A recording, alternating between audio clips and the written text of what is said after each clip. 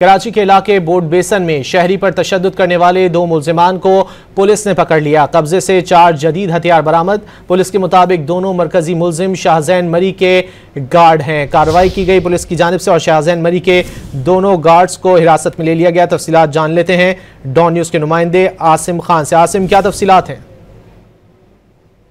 South zone police ने boat बेसन झगड़े के मामले पर 7 मुल्जिमान को गिरफ्तार करने का दावा किया है। पुलिस का बताना है कि बोट बेसन पर झगड़े के मामले में फौरी कार्रवाई करते हुए रात के 2 मुख्तलिफ मुकामात पर छापे मारे गए और 7 गार्ड्स को हिरासत में लिया गया है। ताहम शाहजैन जो है वो बलूचिस्तान फरार हो गया है, जो उसका मरकजी मुल्जिम है जिसने शहरी पर तशद्दुद किया था।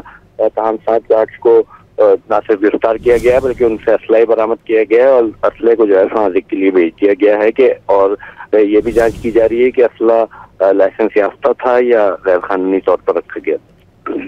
बहुत शुक्रिया आसिम खान इन तफसीलात के लिए।